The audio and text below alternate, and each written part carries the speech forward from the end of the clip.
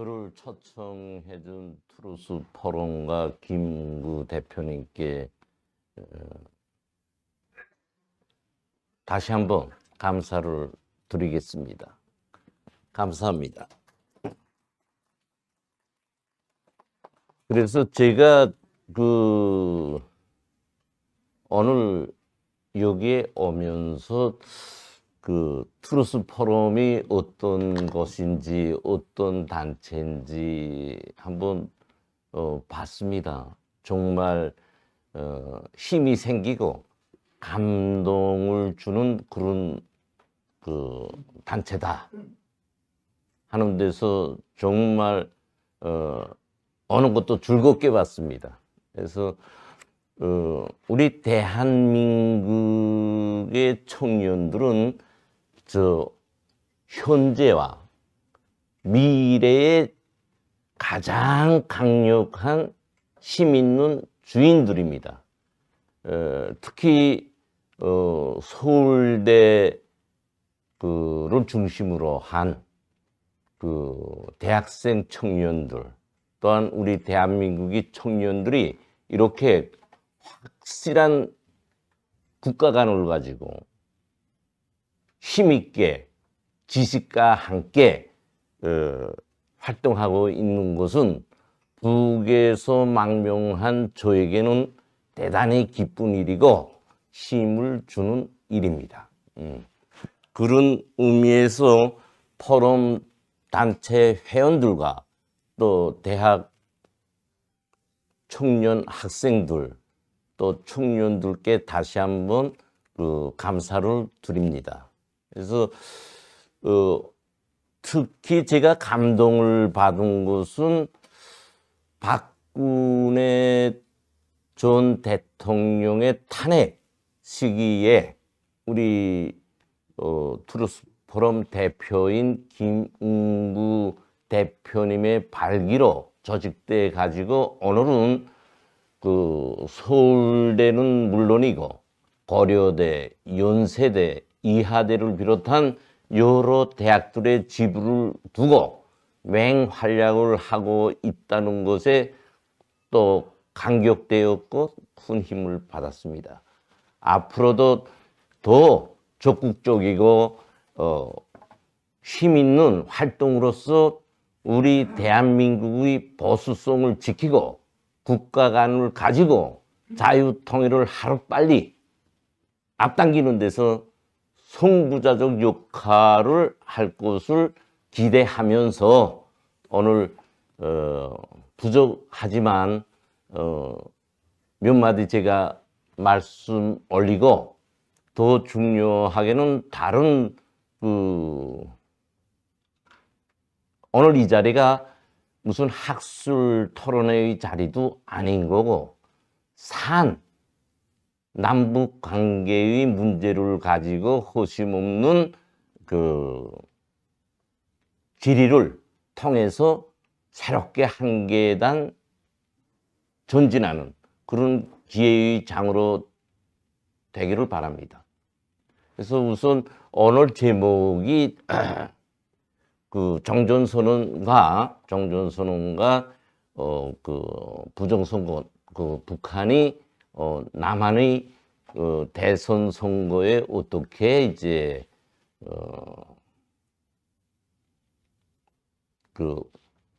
어떻게 어떤 방법으로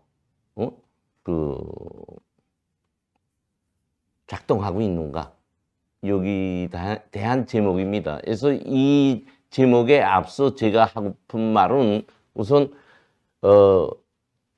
저 북한이라는 나라는 어떤 나라인가? 북한이라는 나라는 어떤 나라인가? 이거부터 이제 간략하게 알고 그 다음에 이제 본론에 들어갔으면 하는 생각입니다. 그래서 여기 모인 여러분들께서는 저보다만 북한에 대해서는 리론적으로 더 잘 알 겁니다. 저도 대한민국에 와서 놀랬습니다. 예.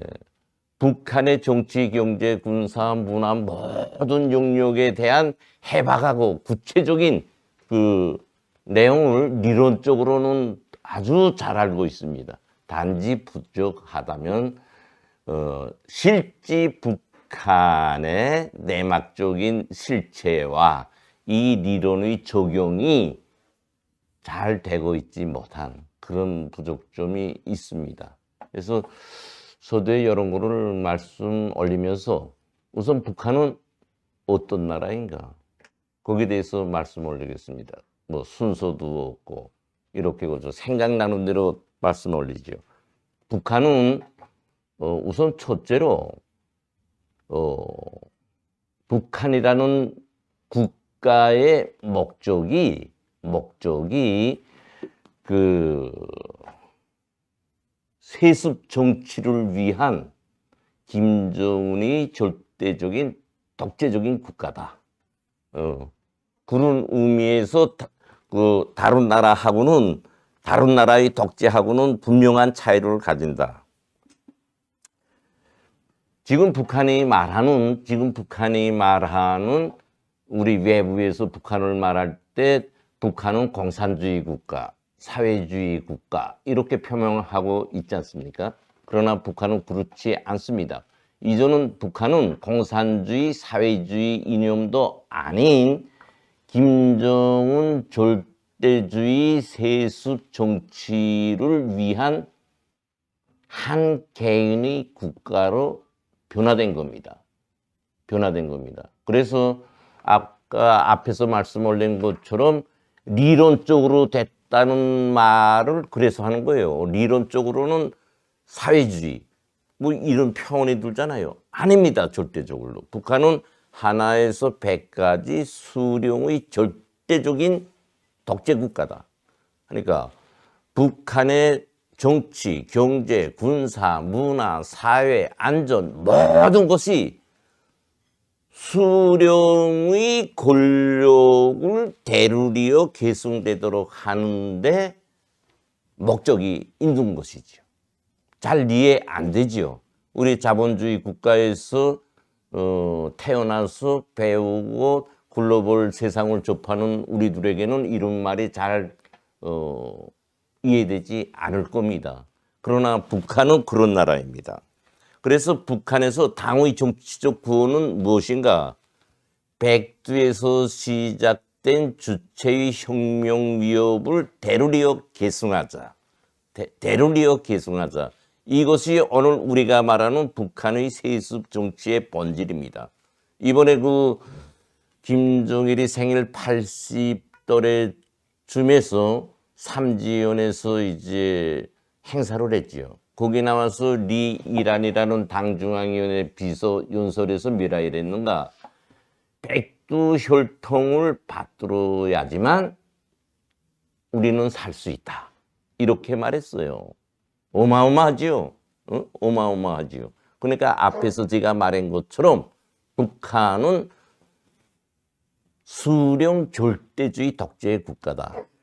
오늘날의 김정은이는 김일성, 김정일에 이어지는 3대의 세습 정치를 지금 이어가고 있어요. 다 아시잖아요. 응? 그러나 이 어린 김정은이가 지금에는 어떻게 하고 있는가? 김일성도 절로 가라. 김일성이 이상으로 자기 절대적 권력을 휘두르고 있습니다. 그래서 북한이 오늘과 같이 못 사는 거예요. 세습 정치, 수령의 절대적 권위를 보장하려니까 뭘 해야 되나? 사람을 기형화, 로봇화 해야 되는 거예요. 이 말은 무슨 말이냐? 사람에게서 자유, 인권이라는 기본 속성을 빼버리고 무의미한 인간으로 만들어 놓는 겁니다. 사실 다 아시는 것처럼 북한은 김일성에 의해서 주체 사상이 창시됐습니다. 주체 사상이란 한마디로 사람의 모든 것이 주인이고 모든 것을 결정한다는 철학적 논리에 기반하고 있어요. 그러나 이거는 거짓이지요. 북한에서처럼 사람이 자기의 권리를 못 가지고 예속돼 가지고 제 눈으로 보고 보지도, 제 눈 가지고 볼 수도 없고, 제 입 가지고 말할 수도 없고, 제 귀 가지고 들을 수도 없게 인간을 만든 나라가 바로 북한입니다. 겉보기에는 주체사상, 사람이 주인이 돼야 된다. 그렇죠. 듣기는 그럴듯해요. 근데 불행하게도 오늘날의 문재인이는 언젠가부터 사람 중심의 사상을 우리 대한민국에 전파하고 있어요. 예? 우리는 정신을 차려야죠. 응? 다시 말해서 문재인은 백두산에 올라가서 김정은이와 손을 들고 주체의 이제 앞에서 말한 혁명 위협을 대르리어 계승해야 된다는 걸 북한의 혁명의 성지인 백두산에 가서 김정은이와 손을 들었어요. 이것은 뭐냐? 앞에서 말한 주체의 혁명 위협을 대르리어 우리 남한 국민들에게도 내가 퍼뜨려 가겠다. 대통령으로서는 정치적 범죄 행위를 범한 겁니다. 우리는 이런 것을 똑똑히 알아야 됩니다. 그래서 이런 세습 정치를 위해서 첫째로 북한이 만들어 온 것이 이제 사람을 쌍말로 말하면 모조리로 산송장으로 만들었어요. 두 번째로는 핵무력을 완성했어요. 핵무력을. 그래서 대외적으로 국가보위라는 명생 밑에 핵무력을 완성했어요. 이 핵무력의 최종 목적은 뭐냐? 세습 정치. 김정은의 운명을 끝까지 유지하겠다. 여기에 본질이 있는 것입니다. 또 다른 하나는 북한이 지금까지 0.01% 변한 것이 없습니다. 이게 무슨 말인가? 김일성이가 창시한 사상에서 주체, 정치에서 자주, 국방에서 자위, 경제에서의 자립입니다. 이 4대 원칙은 북한의 절대 불변의 원칙입니다. 이 원칙은 지금까지 그대로 유지되고 있고 거기에 준해서 정책이 관철되고 있어요. 이 네 가지 원칙에서 특징이 뭡니까? 다 자자가 들어갔어요. 자위, 자립, 자주. 이것은 뭐냐? 세계의 글로벌 사회에 우리는 두고갈 수 없다. 우리끼리 한다. 우리끼리 하는 데서 가장 힘든 게 뭡니까? 먹고 사는 문제 아니에요. 그러니까 경제에서 자립은 자국, 자족, 자력, 갱생이에요. 이 말은 못 먹고 못 입고 못 살아도 혁띠를 졸라매고 국가를 지키자는 명색을 내세워가지고 참아라. 이 말이에요. 하면 북한의 말로서는 얼마나 많은 정책들을 내세웁니까? 국민을 위해서. 그러나 자력갱생, 자급자족이라는 좋은 명칭으로 국민을 기만하고 있지요. 그래서 이런 4대 원칙이 불변의 원칙으로 있는 한 앞으로도 북한은 절대적으로 변할 수 없다. 이것이 변할 때에는 세습 정치가 분할로 무너진다. 이것을 김정은이가 잘 알고 있습니다. 그래서 1인 초보적이면서도 기본적인 북한의 정치적 목적, 야욕을 잘 알아야 된다. 감언이설을 다 해도 속아서는 안 된다. 그것입니다.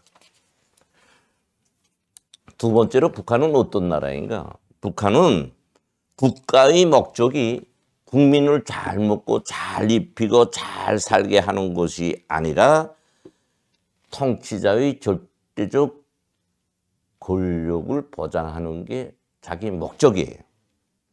그래서 수령은 당이며 국가며 인민이라는 정치적 교육을 끝없이 인민학교로부터 대학까지 꾸준히 그런 교육을 합니다. 그래서 북한에서는 거기에 준해서 사고하고 행동하고 그래요. 그래야지 자기가 조금이라도 좀 먹고 살 수 있죠. 응? 그런 나라다. 세 번째로는 통치자의 장래를 위한 정치를 하고 있는 나라예요. 그래서 모든 나라는 국가의 발전을 놓고 미래를 놓고 정책이 설계되고 작성돼서 현실로 가지요. 그러나 북한은 국가를 위한 정책적 비전이나 미래의 비전이 있는 것이 아니라 통치자 김정은의 장래를 놓고 정책과 비전이 마련됩니다. 응? 그래서 본질에서는 개인을 위해서 국가가 존재하며 국민이 존재한다. 이걸 잊으면 안 되겠습니다. 이렇게 북한은 국가라는 범주를 벗어나서 통치자라는 사람을 수령이라는 정치적 모자를 씌워가지고 위장시켜가지고 그 위에서 세습 정치를 끝없이 이제 한 10년 되나 마나 하면 4세대가 이제 또 나오죠. 김정은의 아들이 또 세습 정치를 이어받기 위한 후계자로서 이제 또 등장합니다. 정말 무서운 나라예요. 오직 세계에 딱 하나밖에 없는 나라입니다. 이렇다는 것을 미리 이제 서두에 말씀드리면서 종전선언에 대해서 오늘 주제인 종전선언에 대해서 간단히 말씀을 올리겠습니다. 한마디로 종전선언에 대해서도 여기 앉은 분들은 너무나 구체적으로 리론적으로 잘 준비되어 있습니다. 그러나 제가 오늘 여러분들에게 말씀하는 것은 앞에서 말한 것처럼 저는 학술가도 아니고 무슨 불자를 가지고 글을 쓰는 사람도 아니에요. 제가 오늘 말하고 싶은 것은 내가 북한에 있을 때 북한의 수뇌부, 우리 같은 사람들이 어떻게 이제 종전선언에 대해서 생각하고 있는가, 그런 견지에서 문재인이가 말하는 종전선언에 대한 저희 사고를 말씀드리려고 합니다. 그런 데서 보면 한마디로 종전선언은 즉 문재인이 주장하는 종전선언은 한반도 평화 프로세스라는 옳토당토 노선에 바탕한 대국민 정치 사기국입니다. 그 이상 그 이하도 아니에요. 여기서 문재인이가 말한 한반도 평화 프로세스라는 것은 북한에서는 그런 말 귀 밖에서 들리지도 않아요. 왜? 다 아시는 것처럼 김정은이는 북한 수뇌부는 문재인이를 다 아시는 것처럼 삶은 소대가리, 응? 태생적인 머저리, 응? 김정은이는 최고인민회의 14기 1차 회의에서 어지람 넓은 인간이라고 자롱했어요. 즉 무슨 말이냐? 이건 우리 국민들에게 권력적인 평화를 앞세워 가지고 통째로 우리 대한민국을 북한에 진상품 바치려는 아주 잘못된 정치적 발상이다. 저는 그렇게 규정합니다. 우선 왜 이 말이 맞는가, 제가 말하는 게. 종전선언은 다 아시는 것처럼 전쟁을 끝내고 평화롭게 살자 하는 아주 좋은 말이죠. 그러나 우리 남북 관계는 그렇지 않아요. 우선 앞에서 말한 것처럼 북한은 정상 국가가 아닌 세계 둘도 없는 불량배 국가입니다. 정상적인 국가, 정상적인 사람들과에는 정상적인 대화가 통해요. 그러나 북한은 국가 자체가 정상적인 국가가 아닌 불량배 국가입니다. 이것은 내 말이 아니라 여기에 앉은 분들 세상이 아는 것이고 그렇게 규정된 국가예요. 근데 그런 나라와 종전선언을 하자 하는 이 발상 자체가 잘못된 거죠. 이런 불량배 국가와 무슨 조약을 하고 협약을 맺고 공동성명을 내고 별 일을 다 한들 그것은 헌 정의정에 불과한 거지 절대로 현실로 이행될 수 없는 그런 것이지요. 실례를 들어봅시다. 우리는 좌파 대통령들이 북한에 가서 얼마나 많은 선언들을 했어요. 우선 김대중 대통령은 6.15 선언을 만들었죠. 노무현 대통령은 내일 모레 내려앉아야 되는데 14선언을 만들었어요. 문재인은 3번의 정상회담과 평양에서 9.19 선언을 또 만들었어요. 이 모든 것이 생활력이 0.01%라도 남북관계에서 발생한 적 있습니까? 정말 없죠. 정말 좌파 대통령들은요 아주 나쁜 사람들이에요. 우리 국민들을 기만해가지고요 자기들의 정치적 야욕을 실현하는 거죠. 김대중 대통령은 그것으로서 노벨상을 받았죠. 노벨상. 그러면 노벨상 받은 것만큼 남북 간에 무슨 0.01% 호전적 진전이 있었어요? 없었잖아요. 오히려 북한의 핵무력을 강화시켜주고 생존할 수 있게 해줬어요. 이것이 세월이 흐르면 우리 국민들은 자꾸 잊어먹는단 말이에요. 지금 좌파 세력이 말하는 주사파는 북한에서는 어떻게 규정하는가? 남조선 혁명의 주력군이라고 규정합니다. 왜 그렇게 규정하냐? 남북 역사의 좌파의 뿌리는 북한에 있어요.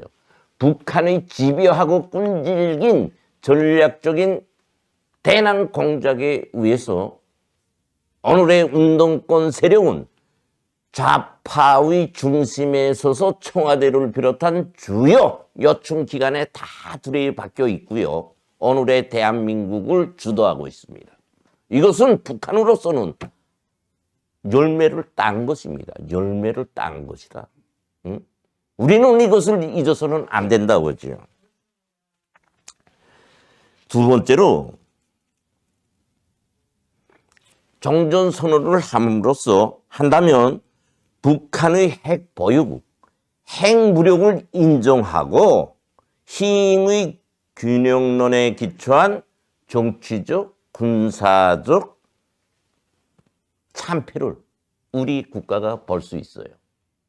이건 무슨 말이나 북한이 주장하는 것은 힘의 균형론에 기초한 전략입니다. 거의 최종 목적이 핵무력 완성에 있어요.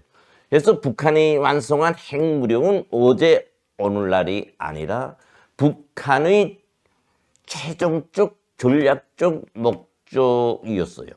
그래서 60년대부터 말로서가 아니라 모든 물질적 두뇌적 역량을 총동원해가지고 핵무력을 완성했습니다. 이것은 무슨 말이냐?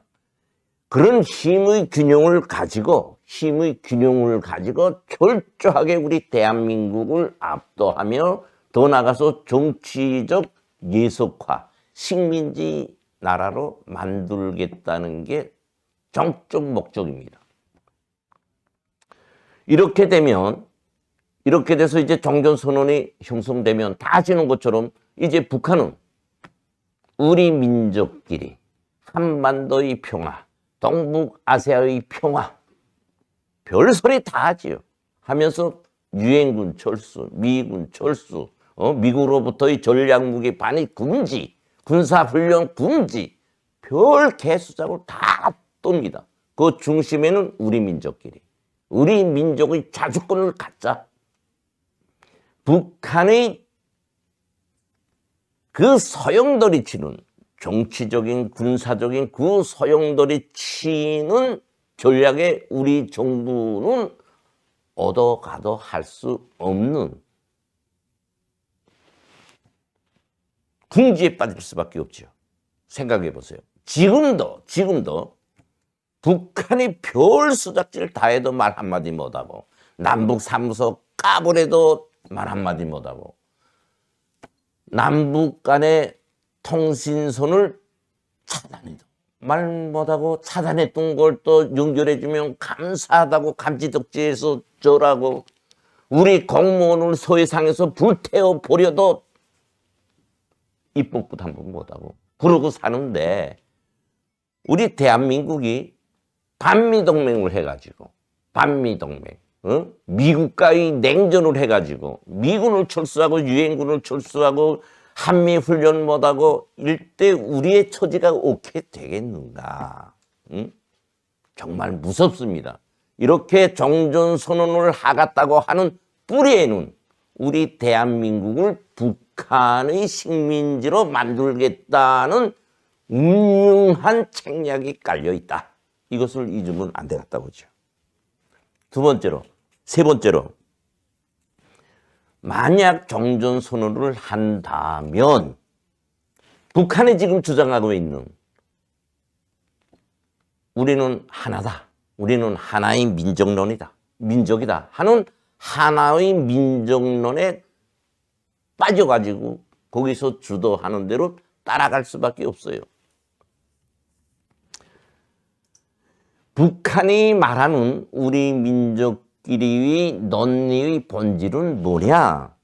궁극적으로 김정은의 통치하에 우리 남한을 식민지화하겠다는 논리에 기초한 말입니다.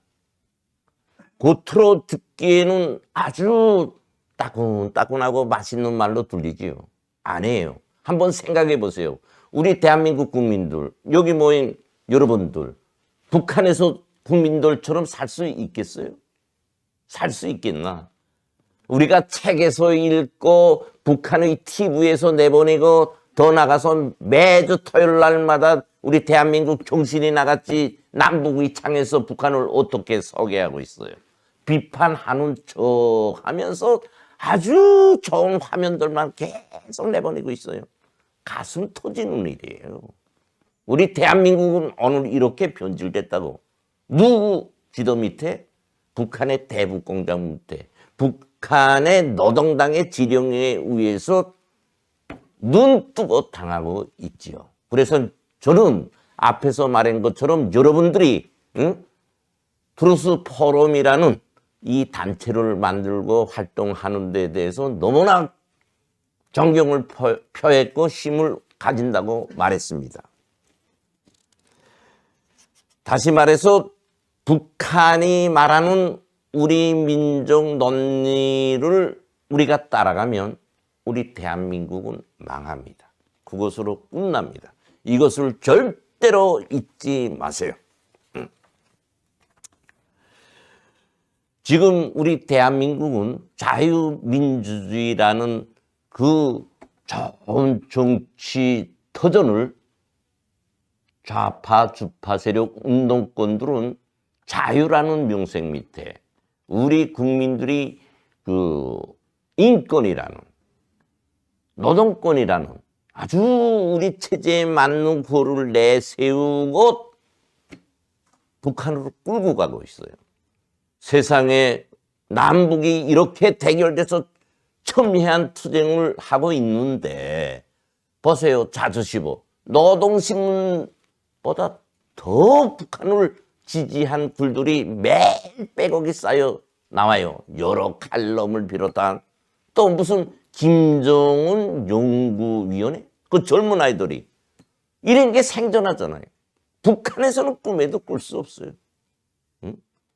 우리 대한민국이 좋은 자유의 기치 아래 헌법적 가치, 자유, 종교, 언론, 사상의 표현의 자유 뭐 이런 것을 살짝 뒤집어 쓰고 북한에 동조하는 너무나 끔찍한 굴들이 저지할 수 없게 지금 우리 대한민국 사회를 휩쓸고 있습니다.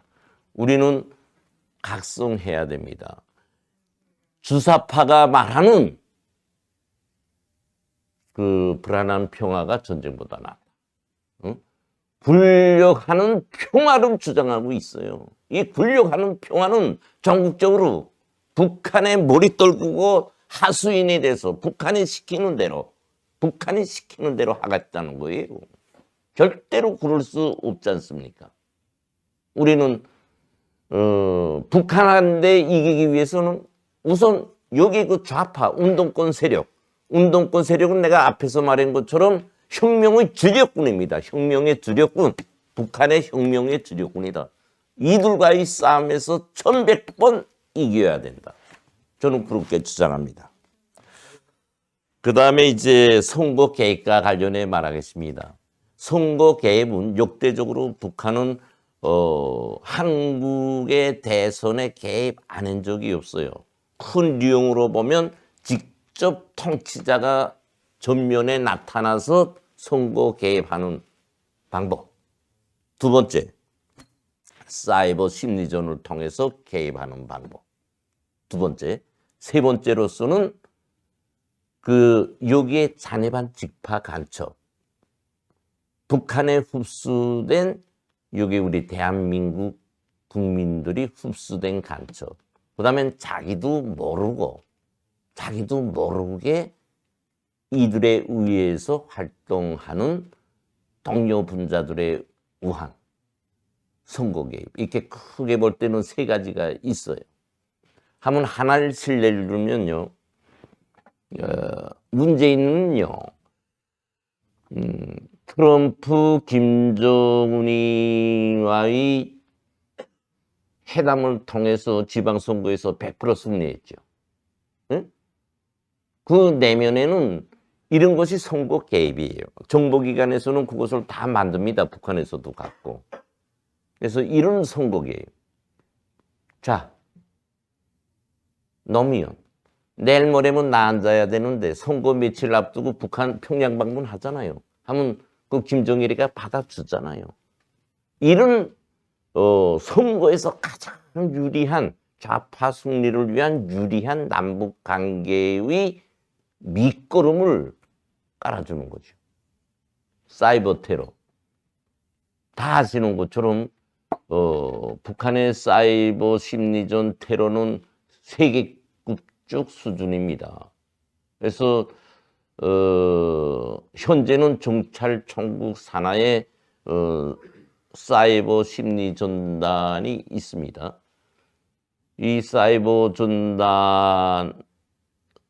심리전단에는 자기 역할을 하기 위해서 남한에 침투되어 있는 직파 간첩들, 흡수된 간첩들에 의해서 국회의원들, 주요 기관장들은 물론이고 우리 주민들의 이제 주민번호, 연락처, 이메일 이런 게 전문적으로 흡수해 와요. 한 수십만 원 지금 잘 돼 가지고 있죠. 가지고 간 거. 하면 이걸 가지고 우리 대한민국은 인터넷가 대단히 발전돼 있잖아요. 커뮤니티에 접속해 가지고 집중적으로 선거에 개입합니다. 지금도 하고 있습니다. 어떤 방식으로? 상대 후보에 대한 허위사실 유포. 이제 그 앞에 말한 그런 사람들이 직접적으로 단체와 사람들을 찾아가면서 개별적 활동에 의한 개입. 여러 가지 형식과 방법으로 깊숙이 선거에 개입하고 있습니다. 단지 이번 대선에서는 이제처럼 통치자가 직접 나와서 대선 개입은 아마 없을 겁니다. 그는 왜 그러냐? 김정은이는 문재인에 대해서 분노가 내려앉지 않았어요. 북미 관계의 파탄으로 해서 문재인에 대한 분노가 싸그러들지 않았습니다. 그래서 그 폭발이 2019년 14기 1차 최고인민회의에서 어지럽 넓은 문재인을 규정해 버렸어요. 그 이후 지금까지 한 번도 남한 문제에 대해서 김정은이가 발언한 거 없어요. 자기 동생인 김여정이를 내세우고 지금 문재인을 상대하고 있죠. 이런 개인적 감정에 앞에서도 말한 것처럼 북한은 국가라는 게 김정은이의 나라예요. 이것은 뭘 말하는가? 김정은이가 문재인이 꼴보기 싫다고 주고 삶은 소대가리 같은 거 해서 집어치운 거예요. 하면 보수가 이기겠는가 아니면 좌파가 이기겠는가? 지금 정보기관에서는 하루와 같이 컴퓨터를 두드리고 있죠. 제가 북한에 있으면 부의를 합니다. 분석합니다. 남한 정세를. 누가 대통령 될 것인가 해서 김정은이 한데 보고해요. 한데 이번에는 가늠하기 힘들어요. 좌파가 되겠는지 또 어떻게 보면 우파가 될 그 경향이 크지요. 그러니까 만약 김정은이가 문재인이 말한 것처럼 무슨 뭐 화상 대면이나 뭐 또 말하면 뭐 올림픽 중국 올림픽이나 뭐 그다음에 또 다른 고위급 정상회담이나 또는 미국과의 무슨 북핵 문제와 관련한 회담이나 이런 걸 할 수 있어요. 근데 그렇게 했는데 보수가 정권을 쥐면요. 김정은의 정치적 분석력에 대한 미국을 비롯한 세계에서 판정을 아주 조급하게 해버리지 않겠어요? 우리 남한 국민들은 더 말할 거 없고 이게 위험의 변수지요. 그렇기 때문에 첫째로 문재인에 대한 분노가 첫째고 두 번째로는 이 선거 판도를 아직까지 정확하게 가늠 못하고 있죠. 세 번째로는 핵무력을 가졌다는 그 완력적인 기세로 보수가 앉든 좌파가 앉든 나는 걱정 없다 하기 때문에 앞에서 말한 통치자가 직접 나서서 선거에 개입하는 그런 행위는 이번엔 없을 것이다. 단지 이제 만약 보수 정부가 들어서면 강도 시험은 꼭 합니다. 북한이. 응? 이 보수 정부가 들어서면 강도 시험, 이 보수 정부의 성향이 어느 정도인지를 가늠하는 강도 시험은 꼭 한다. 그런 거죠.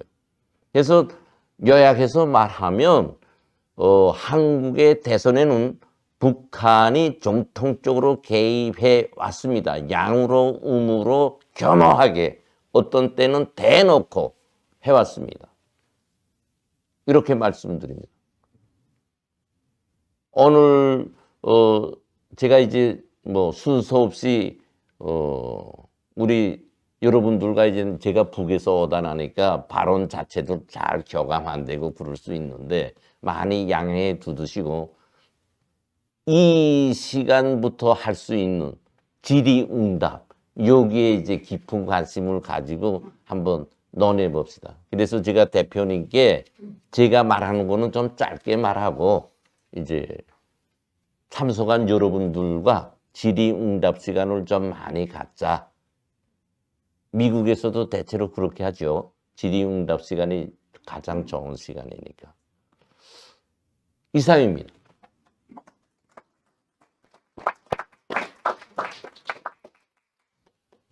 예, 오늘 이렇게 귀한 발제해 주신 김국성 선생님께 다시 한번 깊은 감사의 말씀드립니다. 예, 다시 한번 큰 박수 부탁드리겠습니다. 여러분들께서 어떻게 생각하실지 모르겠지만 그 김국성 선생님께서 그 작년에 BBC 방송에 인터뷰를 하시고 또 최근에 대한민국 언론에 이렇게 공개적으로 이제 언론을 통해서 이렇게 목소리를 내고 계신데, 사실 개인적으로 보면 이게 상당히 위험하신 일입니다. 오늘 이 자리에 이렇게 강연을 하신 일도 상당히 위험하신 활동인데, 그럼에도 불구하고 대한민국을 위해서, 또 북한 주민들의 해방을 위해서 이렇게 목소리 내주고 계시다는 점에 대해서 깊은 감사의 말씀을 드립니다. 저희가 진행하기 전에요. 저희가 강연 신청을 받으면서 질문을 미리 좀 받은 것들이 있습니다. 그것들 중에 몇 개 먼저 진행을 하고 제가 플로어에서 질문을 받도록 하겠습니다. 그리고 참고로 오늘 사실 이것보다 이게 더 많은 분들이 이렇게 신청해 주시고 하셨는데, 저희가 회신 문자를 늦게 들었더니 이게 그 강연에 이렇게 못 오시는 줄 알고 안 오신 분들이 또 생각보다 되게 많으시더라고요. 그런데 이 자리에 같이 함께 해주셔서 감사드립니다. 우선 제가 그 질문, 공개적으로 등록해 주신 분들 질문을 조금 정리를 해봤는데요. 그 중에 가장 많았던 질문이 이거였습니다. 북한이 내부적으로 붕괴가 될 수 있는 가능성이 얼마나 되냐? 혁명적인 변화가 북한 내부에서 발생할 수 있냐? 북한이 언제까지 존립할 수 있냐? 이 질문이 가장 많았는데, 우선 김숙 선생님께 이 질문에 대해서 답변을 부탁드리겠습니다.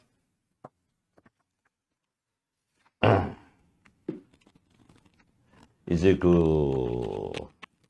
북한의 내부 붕괴에 대한 가능성, 이 문제는 오늘날에 새롭게 제기된 문제가 아니고 이미 오래전부터 북한에서 내부 붕괴의 가능성이 있겠는가 보다도 있다고 주장하는 분들이 과반수를 차지하고 있어요. 하면 이 과반수라는 속에는 정치, 금융, 대북 전문가, 연구소, 그래도 북한 문제에 대해서 저희가 깊고 많이 관여한 기관과 개인 전문가들이 참가하고 있습니다. 또 다른 하나, 죄송합니다만 북에서 온 엘리트라는 사람들, 그 외 탈북민들 속에서도 텔레비나 또는 언론을 통해서 이 순간까지도 이제 말하고 있습니다. 그래서 여기는 두 가지 문제가 있어요. 우리가 북한을 와해시킨다는 의미에서 국민들에게 이제 하는 말로서 인식할 수 있고요. 두 번째로는 아주 우리 대한민국 국민들에게 손해를 주는 위험한 행위라고 볼 수 있죠. 그래서 제가 말하고 싶은 거는, 죄송합니다만 또 이렇게 말하면 이제 우리 보수 우파에서 저놈 저거 간첩 아니야? 저 간첩이라는 말 많이 있어요. 정보기관에 있다 왔으니까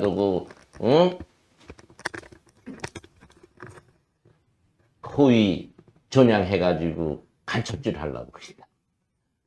그런데요. 그래서 그렇지만 제가 말하죠. 내부 붕괴 가능성은 없습니다. 정말 이거 경계해야 됩니다. 이런 말 하는 사람들은요, 내가 이제 위험하고 우리 국민들에게 손해를 주는 사람들이라고 규정했어요. 왜 그러냐? 대북관을 이제 문재인이가 말하는 것처럼 권력적인 평화론에 질처시켜주는 거예요. 쭉 누워서, 감나무 밑에 누워서 감 떨어지기 기다리게 만드는 거지. 그러면 제가 왜 내부 붕괴의 가능성이 없다고 하냐? 북한은 70년 남아 아시는 것처럼 내 앞에서도 여러 번 말했지만 세습 정치를 해오고 있는 것입니다. 세습 정치. 이 세습 정치가 가능할 수 있었던 것은 수십 년간 북한이 당의 조직 사상적 기초를 가장 튼튼하게 다졌고 거기에 기초해서 국민들을 통치할 수 있었기 때문이다. 즉 앞에서 말한 것처럼 북한 국민들은 자유, 인권 모릅니다. 안다면은 당과 수령을 위해서 자기의 생명을 초계와 같이 바쳐야 한다. 이런 관념으로 꽉 차 있어요. 꽉 차 있어요. 우리 두께는 전혀 이해될 수 없지 않습니까? 당에서는요, 하루와 같이 수령을 위해서 목숨을 바치라. 거의 제1과업이에요. 그러나 고집 100번 하면 진짜로 인식하는 것처럼 그런 사상 교양의 집요하고 끈질긴 교양 밑에 사람들이 머리가 그렇게 됐죠. 쉽게 말해서 내가 잘 먹고 잘 살려면 수령에게 충실해야 된다. 당에서 하라는 대로 해야 된다. 우리 두두면은 이해할 수 없지요. 그건 맞는 원리예요. 저도 그랬기 때문에 북한에서 이만한 고위직까지 올라가서 잘 먹고 잘 살고 해온 사람이에요. 그러면 내가 북한에 있을 때에 김정은이 저거 죽여야 되겠는데 생각 못하거든요. 왜? 북에 대해서 잘 알기 때문에. 계란에 바위돌에 계란 깨는 것보다 더 위험하지요. 그런 생각 못하지요. 그렇기 때문에 내부의 붕괴 가능성은 대단히 희박하다. 그 다음에 두 번째로 김정은이를 반대할 수 있고 내부 붕괴를 위한 사소한 조직적 단체를 만들 수 없어요. 북한의 구조상 보면 북한은 어린 애로부터 늙은이까지 모두 조직 생활을 하고 있어요. 당원은 당 조직에 청년, 농군맹, 직맹 그 모든 조직에 망라돼 가지고 한 주일에 한 번씩 자기 사상 생활을 청화합니다. 하고 안전보위기관은 국민들이 사는 거주지에서 감시 미행하고요. 다음은 자기가 출근하는 공장, 기업소, 중앙기관에서 또 사법안전기관이 감시하고 미행하고 통제합니다. 그래서 그런 꿈을 못 꾸지.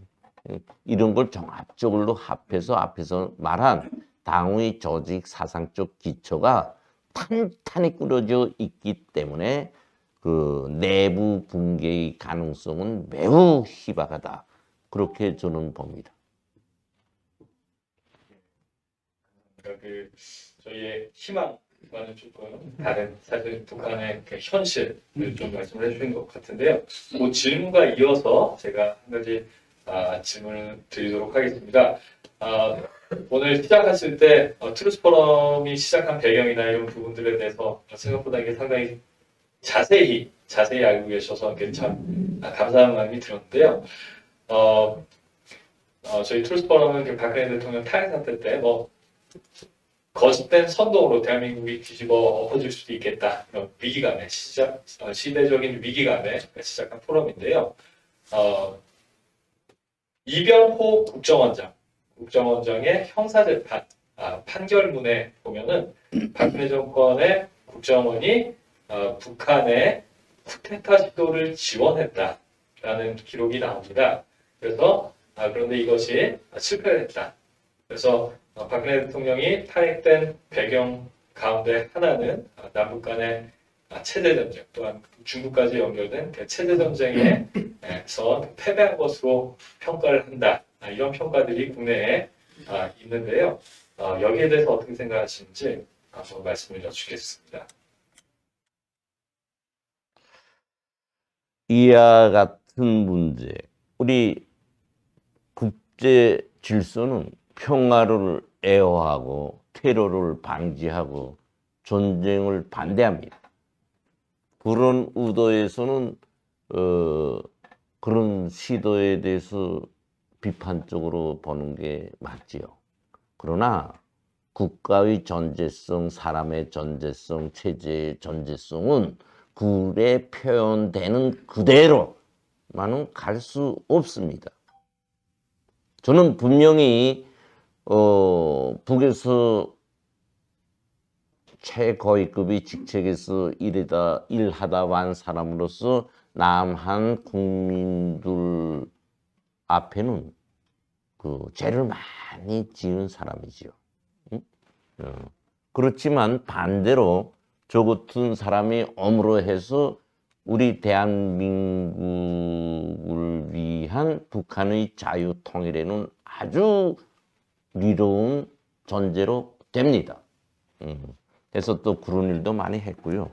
그래서 그런 의미에서 본다면 이게 체제 전쟁에서 패배했다고 하는 말은 좌파들이 북한의 하수인으로서 살기 위한 저들이 주장하는 구걸식 평화를 정당화하기 위한 말이다.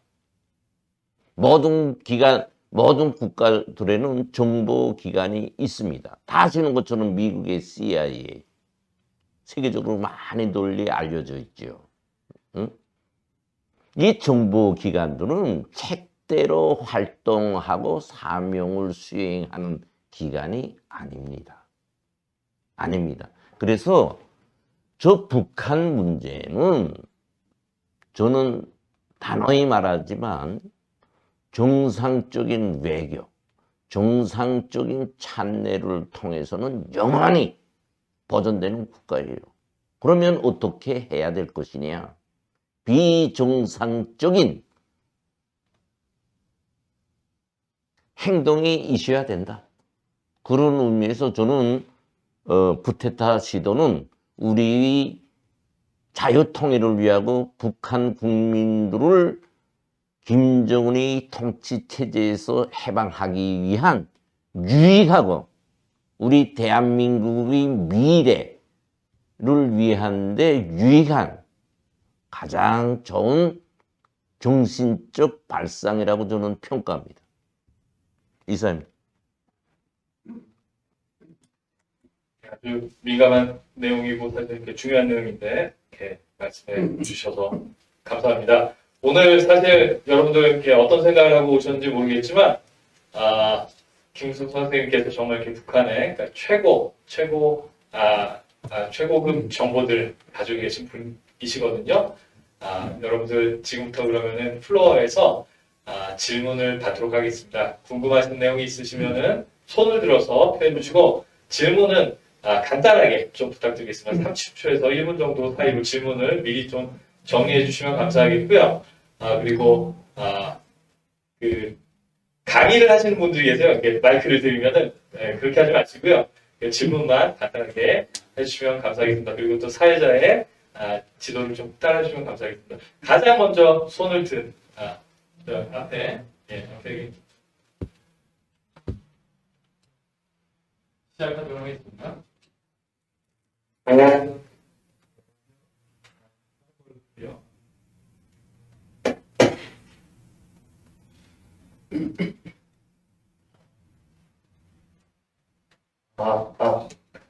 네, 안녕하세요. 트랜스포럼의 이건표라고 합니다.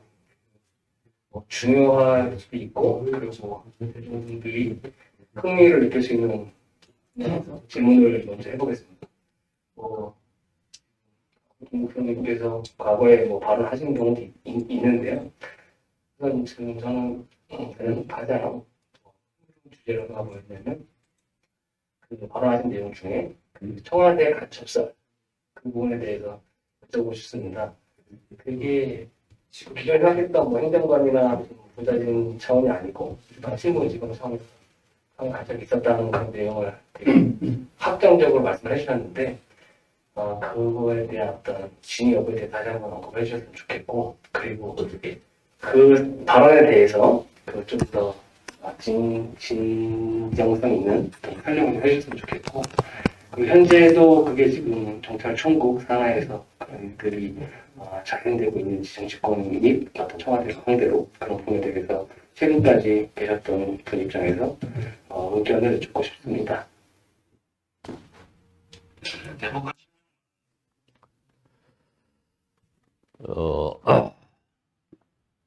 앞에서 제가 말씀드린 것처럼 북한의 정보기관은 순수 첩보 정보를 수집하는 기관이 아니에요.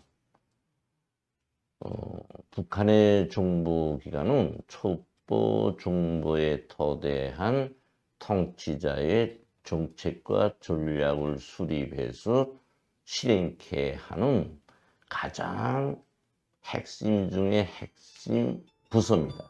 그래서 당 중앙위원회 그 부서를 두고 있었어요. 아시는 것처럼 당 중앙위원회 대외연락, 작전부, 35호실 이 3대 부서를 축으로 하는 정보기관이 존재하고 있었습니다. 그래서 2009년 통폐합되면서 경찰총국으로 통폐합됐죠. 현재는 경찰총국이 북한의 그 정보기관입니다. 그 외 문화협조국, 그러니까 당대연락부가 문화협조국으로 이제 명칭을 바꿨죠. 서두에 간단히 그렇게 말씀 올리면서 제가 이제 BBC 방송에서 청와대 간첩 소리 아니고 팩트에 기초한 간첩 활동에 대해서 처음으로 이제 세계에다가 공포를 했죠. 분명히 이제 청와대는 더 말할 것 없고 정보기관인 국정원에서는 대단히 마음이 좋지 않았을 겁니다.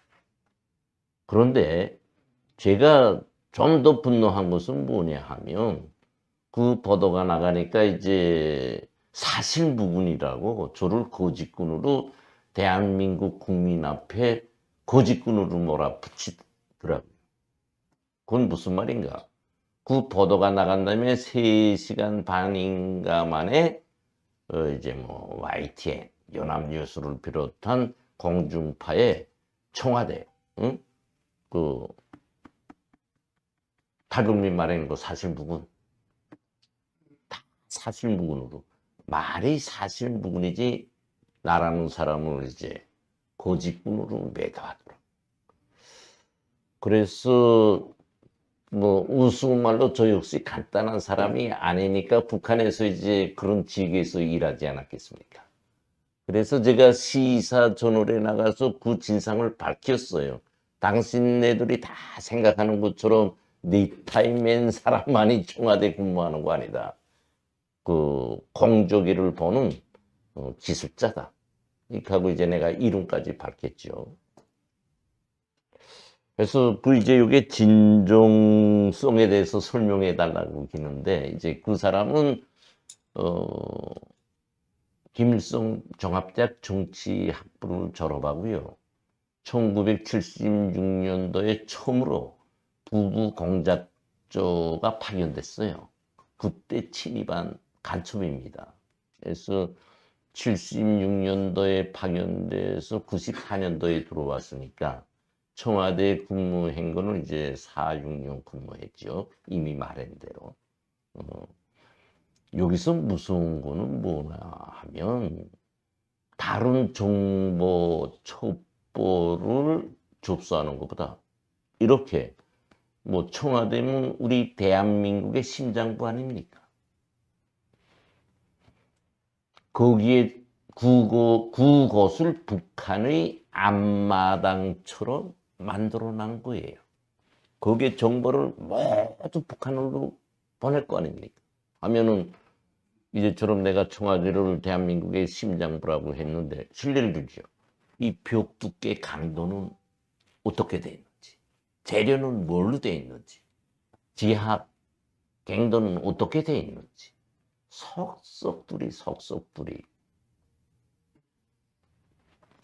그 다음에 이제 그 유사시, 국제적, 국내적 정세에 의해서 북한이 지령만 주면은 이제처럼 순식간에 최고 통치자를 비롯한 청와대 모든 사람들을 살생시킬 수 있는 그런 위치에 들어가 있었지. 아주 위험한 거죠. 그러니까 다른 정보보다도 이거는 생체입니다. 생체. 응? 생체. 그런 정보를 캐치할 수 있는 그런 심장부에 들어가서 일을 했어요. 그래서 이 사람이 와가지고 이제 용칭호도 받았고요. 또 와가지고 그 거의 어떻게 됩니까? 한 18년 만에 자기 본처하고 이제 가정생활도 할 수 있었고요. 집도 좋은 집도 받았고요. 그 다음에 그때 당시에는 조선노동당 3.14 연락소고 지금은 정찰총국 3.14 연락소입니다. 거기에 시가라는 게 특수가예요. 여기서 이제 위조 요건도 만들고 가합회도 만들고 하여튼 특수적인 서류를 만드는데 거기서 근무했지.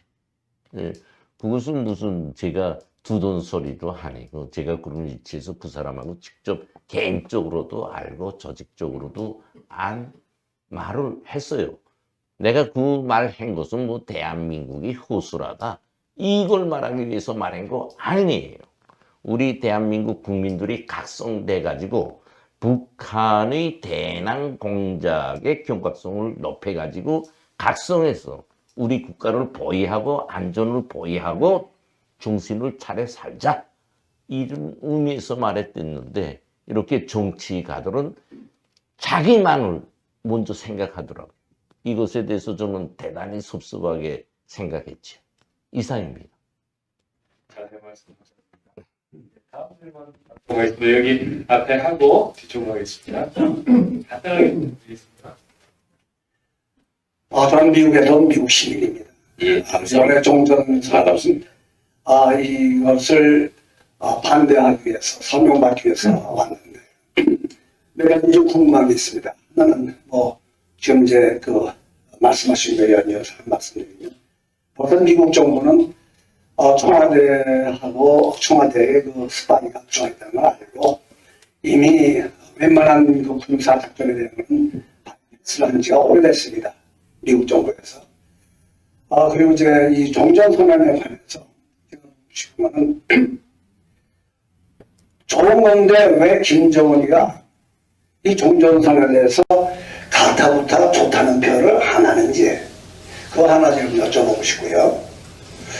두 번째는 이건 우리 김 의원님이 대답할 말이 아니라 다른 분들이 대답해야 될 말 같은데 제가 이제 작년에 한반도에서 대한민국에서 종전선언 반대 설명에 대한 필요성을 알려서 설명운동을 했더니 작년에 이 2개월 동안 한 6만 5천 명밖에 설명을 못 받았어요. 그래서 이제 긴급하게 이 소식을 듣고 한국에 와서 이 사태가 중요한 거니까 대한민국의 국민들의 의지가 문재인 대통령하고 좀 다르다는 걸 좀 알아야 그래야 우리 미국에 있는 동포들이 앞장서서 바이든과 우리 국회의원들한테 상하원 국회의원들한테 반대에 대한 이제 편지를 쓰겠다. 그래서 여기 들어와서 100만 명 설명을 좀 시작을 했는데 지금 우리가 노력해서 교회를 통해서 사회단체를 통해서 다 했는데도 불구하고 불과 이제 기껏 한 2, 3만 정도밖에 못 받았어요. 물론 대선 때문에 그런 줄 알지만 대한민국의 국민들이 보니까 안보에 대한 불감증이 좀 도가 좀 너무 지나치다. 그리고 이제 실질적으로 이 종전선언이 안 되겠다라는 그런 생각을, 안이한 생각을 갖고 있더라고요. 이제 그거에 대해서 어떻게 이제 보고 있는지. 한 가지 마지막은 과거에 이제 김대중 대통령이 햇빛 정책을 써서 북한을 좀 접근해 보려고 했었는데, 제가 보기에는 이게 김대중 대통령이 대한민국을 통해서 햇볕 정책을 썼다는 데에 실패 원인이 있다. 저는 1995년도부터 시작해가지고 북한의 인권 돕기 위해서 미국을 중심으로 해서 원조를 시작한 사업을 해외동포 원어위원회하고 그 기독교 조총련 조국 그 교회하고 같이 협력을 해서 일을 했는데, 그걸 차라리 미국이 주도해서 미국 달러의 힘을 가지고 햇볕 정책을 미국이 시도했더라면 지금 말씀하신 것들에 대한 북한을 조금 변화시킬 수 있는 그런 정책이 좀 먹혀 들어갈 수 있지 않았겠는가. 제가 이제 이북을 2번 90년대에 다녀왔는데 그렇게 지금 판단하고 있습니다만, 어떻게 생각하시는지. 좋은 질문 많이 해 주셨습니다. 감사합니다. 우선 첫째로 종전선언은 북한에는 좋은데 왜 김정은이가 한 이런 방법이냐. 예, 아주 좋은 질문입니다. 역대적으로 이제 우리 여기 모인 분들은 아시겠는지 모르겠는데, 남북 관계의 역사를 되돌아보면 대한민국이 제시한 제안을 북한이 고스란히 받아들인 적 없어요. 왜 그러냐? 그것을 받아들일 때는 북한에서 수령은 최고의 통치자로서 태양으로 각광받고 있는 국민들에게 신보다 더한 존재로 되어 있죠. 근데 그런 존재가 가닥 한국의 대통령, 한국에서 제안하는 것을 받아들여? 이것은 북한이 주장하는 정치의 성격과 근본적으로 맞지 않고 대치되는 겁니다. 그래서 김정은이는 절대적으로 이 안을 받아들일 수 없어요. 이것을 받아들일 때는 그 안에 너무나 복합적인 문제가 띄어 있죠. 첫째로 핵 문제. 미국과 대화가 돼요. 북한이 말하는 모든 조건을 받아들일 때 종전선언에 마지못해 참가하는 것처럼 참가하지요. 더 크고 무서운 전략을 가지고 있는 거예요. 그렇기 때문에 김정은이는 좋다 나쁘다 말 하고 있지 않고요. 더 무서운 거는 남북 문제 주도는 절대적으로 우리가 하는 거지 너희들이 하는 거 아니다. 그거예요. 그렇기 때문에 너 저 유엔에 가서 하든 뭐 저 서유럽에 가서 하든 돌고 도는데 헛소리 하지 말라고 해요. 그래서 표명을 안 합니다. 좋지만 좋은 거 자기가 주도해서 하지. 그렇게 답변 드리겠습니다. 두 번째, 왜 대한민국 국민들이 종전선언 반대를 이제 수표받으려고 하는데 왜 안 하는지 아직도 이제 기대했던 숫자에 못 미친다.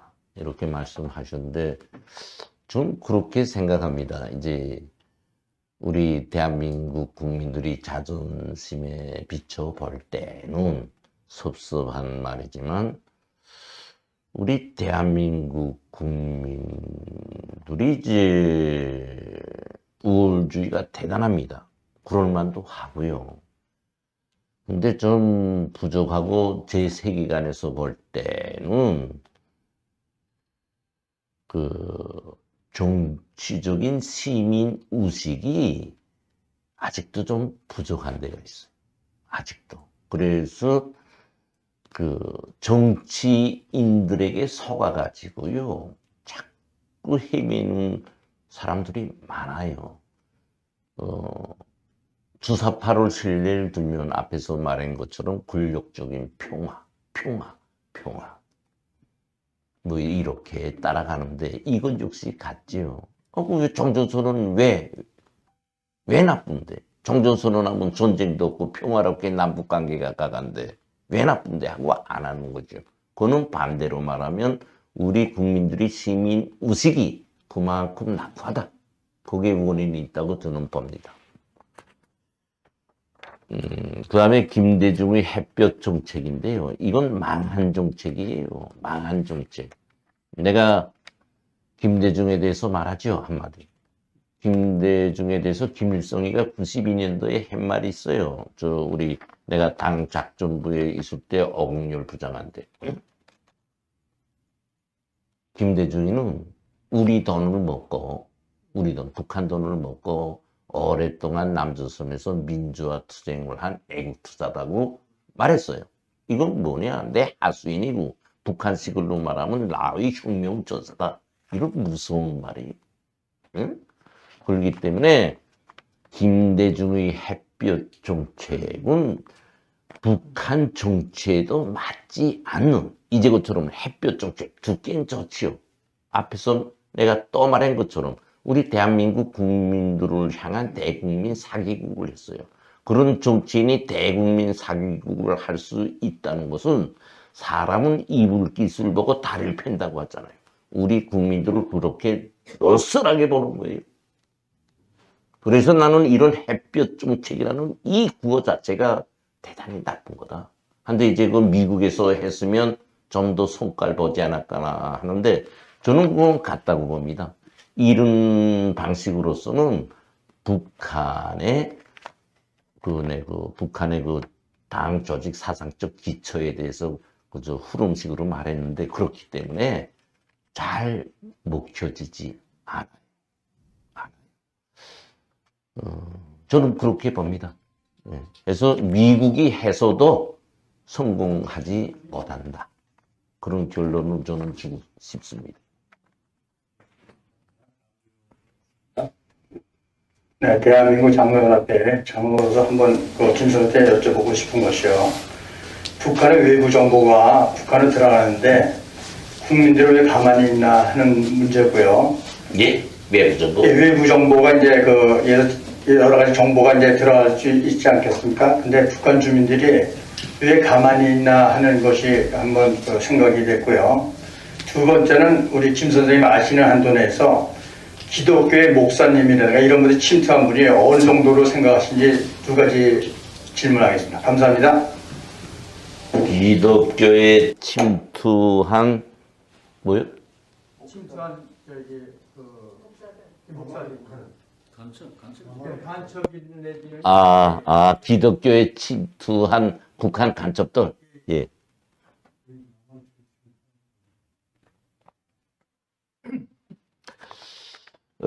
북한의 외부 정보가 들어가는데 왜 북한 국민들은 접해가지고 가만히 있냐? 그 말씀이죠. 여기에 대해서는 이제 우선 절대적으로 북한에는 외부 정보 접촉을 금지하고 차단합니다. 어느 정도까지 차단하냐? 고위급 간부들까지도 차단해요. 정보만. 그래서 또 신뢰를 주죠. 이제 우리 국민들한테는 이제 뭐 최령해, 조영원이 이렇게 고위급 간부들 이제 나오잖아요. 그 사람들한테도 정보가 차단됩니다. 특히 남조선 정보는 더 차단되죠. 그래서 북한이 존재할 수 있고 지금의 정치를 지속할 수 있는 요인이 많은데 거기서 첫째가 정보 차단입니다. 두 번째로는 연자제를 적용시키는 거예요. 그렇기 때문에 정보가 많이 들어가는데 여 범위에서 내가 좀 궁정해서 말씀을 올리면 외국에 나가 있거나 뭐 노동 외국에 나가 있거나 이런 사람들에 의해서 이제 정보가 유입되는 것이 있지요. 근데 그분들도 들어와서 폭발적인 반정부적인 발언을 못해요. 우선 북한은 외국에 나갔다 들어오면 외교관이든 기술자든 노동자든 감시가 10배 더 강화됩니다. 그래서 그 사람이 어디 가서 무슨 말을 하는지 일별 시간별로 체크해요. 그런 정보선이 다 돼 있죠. 그러니까 이 사람들은 나갔다 들어와도 그런 앞에서 말한 것처럼 반정부적이고 반정치적인 그런 발언을 할 생각 안 해요. 해야 손해니까. 한 것만큼 손해니까 오히려 입 다물고 좀 더 잘해서 또 외국에 나가갔다는 그런 역시. 즉 사람은 살려고 하지 죽으려고 하지 않는다. 그 본성에 기초하고 있기 때문에 그렇습니다. 그 다음에 기독교 침투에 대한 건 물어봤는데요. 평범하게 말씀 올리면 정교계라는 특성으로부터 우리가 대북공작 하는 데서 이 부분에 침투시키는 게 가장 편안합니다. 안전하고. 그래서 정교계의 그 다른 부분보다도 발을 붙이고 간첩 행위를 하기 위한 작전을 많이 하지. 그렇게 말씀 올리겠습니다. 거기에 연속으로 이제 우리 민족 독기운동, 동포 독기운동 이런데 제일 전초선에 선 부분 분들이 이제 그 정교계 분들은 아니에요. 그분들 평양에 와서 또 잘 가만히 안 돼가지고 본의 아니게 북한에 매수돼서 그의 지령에 따라 활동하는 그런 분들도 있습니다. 뭐 100%라고 말하면 안 되겠지만 그렇게 말씀드립니다. 예, 제가 두 가지 질문을 좀 여쭙고 싶습니다. 김정일 수령의 아들이 세 쌍둥이 아이가 있다고 들었거든요. 그래서 그 중에 하나가 김정은이 김정일 수령의 아들이요. 그래서 김정일의 형제. 그래서 김양일 씨인데 그 김양일 씨가 비밀리에 러시아에서 공부해서 스탈린 밑에서 아버지를 삼고 양아버지를 삼면서 거기서 수자로서 핵무기에 대한 굉장한 아주 업그레이드된 공부를 했대요. 그래서 그 김양일 씨가 그런데 우리 한국까지 와서 여기서 목사가 돼가지고 한국에서 목회자로 있을 때 많은 사람들이 스파이로 여기고 자꾸 그래서 그분이 발을 못 붙이고 이 땅에서 사는 거를 굉장히 힘들어했다라는 얘기를 제가 들으면서 그분이 쓴 책을 봤거든요. 근데 혹시 그거에 대해 들으신 적이 있는지. 왜냐하면 이 사람이 핵에 대해서 아주 비밀 거를 이렇게 배웠기 때문에 러시아 정부로부터 어디 가서든지 이 비밀을 얘기하지 않기로 각서를 썼는데 막 이 김정일 아버지로부터 김일성 아버지로부터 공작원을 통해서 해외로 해가지고 납치 사건을 해가지고 북한에 들어왔대요. 그래서 아버지가 불러서 핵에 대해서 하라고 그랬더니 못한다고 하는 바람에 아들인데도 아버지 갖다가 끌어냈다고 하더라고요. 거의 죽게 되었을 때. 그러다가 번강 회복하고 김정일 씨도 세례받게 하고 아버지 김일성도 세례를 받게 했다는 그런 기록이 있긴 한데 지금 현재 그 사람의 위치가 어디로 사라졌는지 없어졌대요. 그래서 도대체 그런 거에 대해서 조금이라도 좀 아시는 부분이 있는지 하나하고요. 두 번째로는 현재 그 아프가니스탄이 러시아의 침공으로 인해서 전쟁이 일어나는데 저희 나라도 핵무기를 가진 이상 우리나라에 대해서 만약에 우리가 다시 정권 교체가 되거나 그래서 반공주의 사상으로 만약 이 나라가 그렇게 된다면 그동안 뿌려왔고 해왔던 모든 자기들의 계획들이 늦어지거나 무산될 수 있는 거에 대해서 이 사람들이 무력으로 아프가니스탄을 공격한다는 그런 식의 저기로 우리한테 할 수 있지 않겠나. 이 두 가지 좀 여쭤보고 싶습니다. 어떤 생각을 하시는지. 예. 이제 그 첫 질문이 김정일이가 새 쌍둥이다 그 말씀이죠? 저도 뭐 이제 그 북한에서 그 많은 거액국 정보를 가지고 산 한 사람으로서 처음 듣습니다. 처음 듣습니다. 그래서 책도 나올 수 있고 별 귀신 다 나올 수 있지요.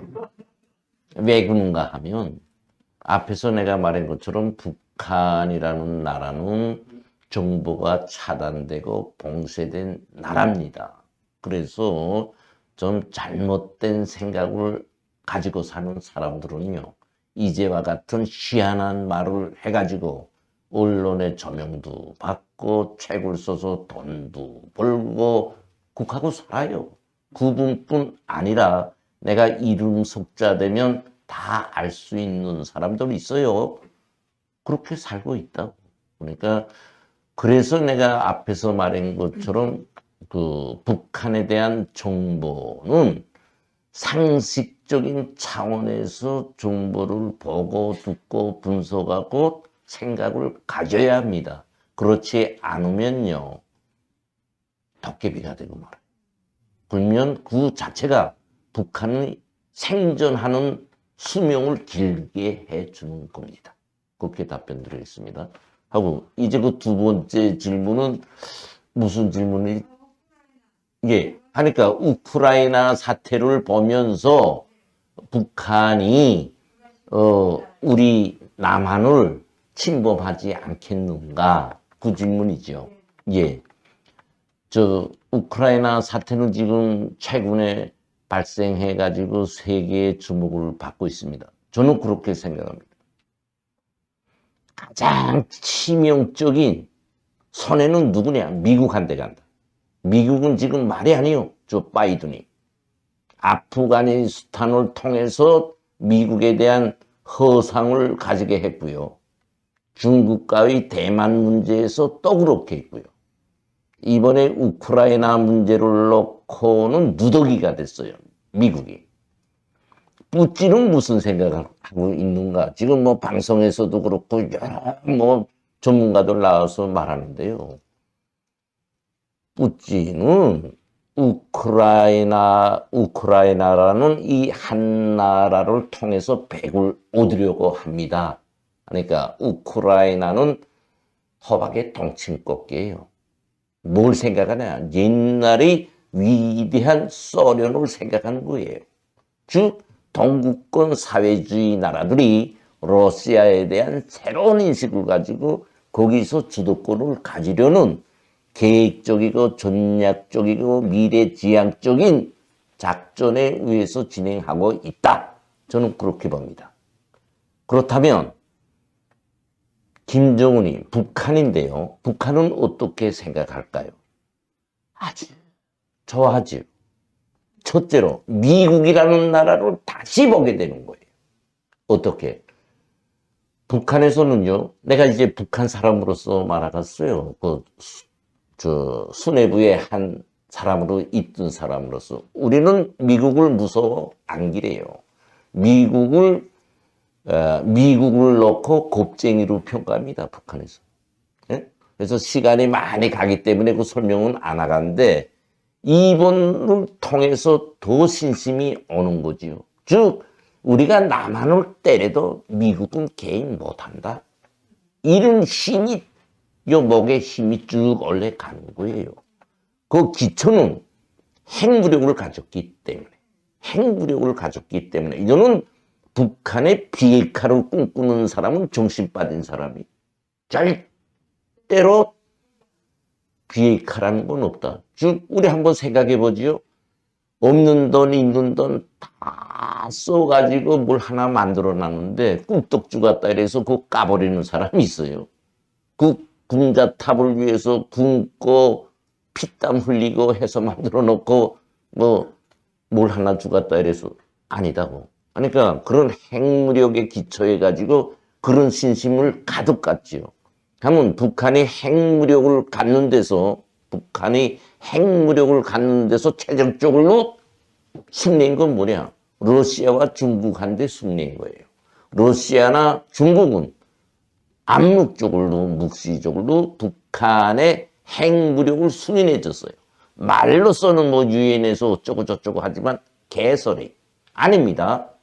다시 말해서 좀 엄중하게 말하면요. 핵 동맹에 기초하고 있다. 이렇게 생각하는 게 100대 100으로 딱 맞는 소리입니다. 그래서 북한은 작은 나라로서 러시아, 중국을 후원을 받는 덜기역대로서의 동북아 정세의 주역적 역할을 하려고 하지요.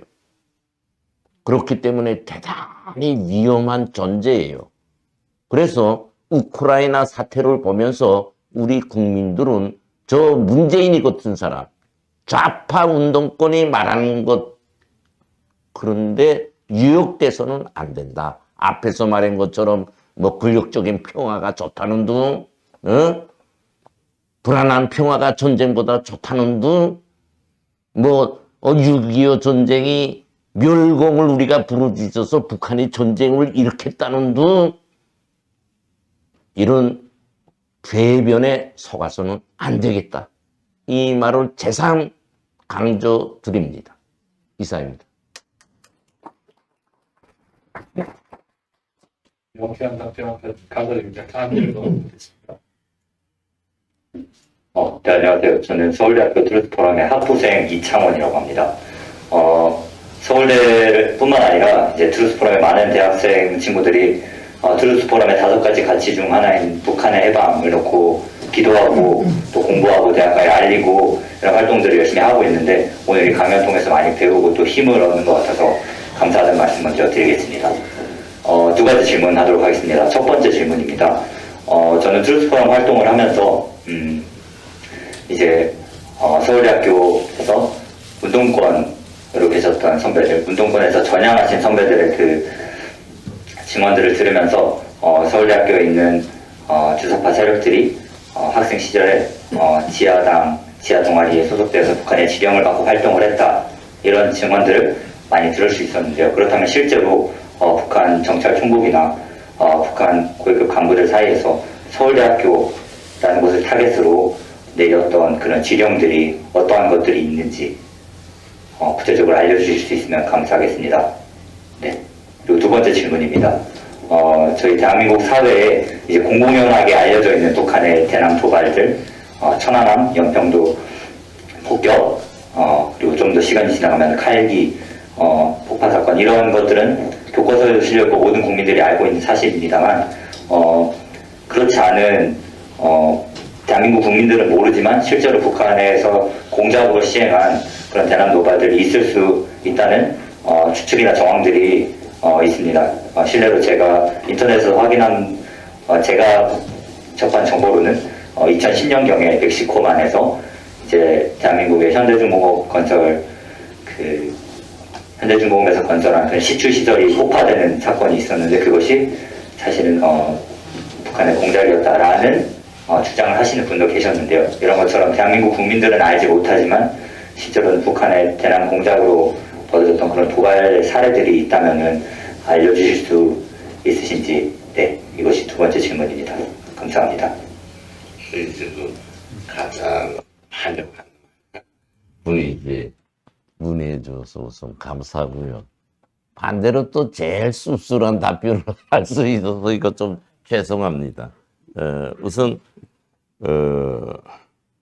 간첩 지령에 대해서 구체적으로 분류해서 말하기는 좀 곤란스럽고, 서울대 하면은 좌파 운동권 세력에 뭐 우리는 원천지로 지목하고 공작하고 있습니다. 그래서 서울대학 출신들 속에서 많은 그 간첩의 정자들이 좀 있죠. 그렇게만 말씀드리겠습니다. 그 다음에 이제 그 천안함 연평도 사건과 관련해서 이제 그 말에 잘 못 듣던데, 어디서 무슨 일을 한 게 북한에 의한 거다고?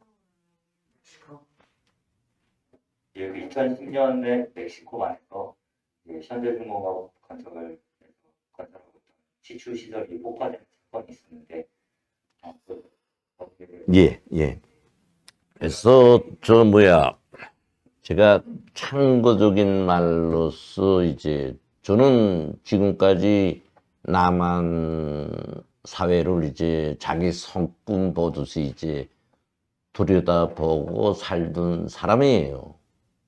그래서 그런 측면에서 가장 핵심적인 것은 남한 국민들이 정신적 상태, 분석, 사물과 물체에 대한 정치 정세에 대한 분석 상태, 이런 심리에 대해서 가장 핵심적으로 들여다보던 사람입니다.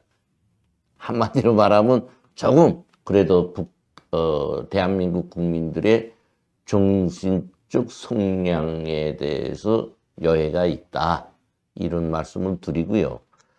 이제처럼 2010년 멕시코 시추시설, 우리 보수 국민들 속에서 이런 데에 대해서 좀 옳게 생각해요. 옳게 생각해야 되겠다.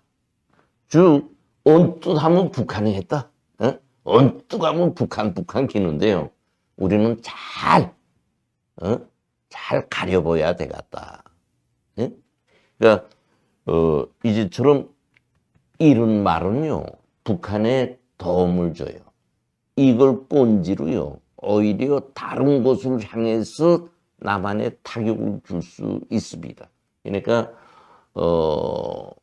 북한에 대해서 규정하고 하는 말이 좀 더 세분화돼 가지고 옳은 분석 밑에 말하면 더 좋지 않겠나, 그런 저희 생각을 말씀드리죠.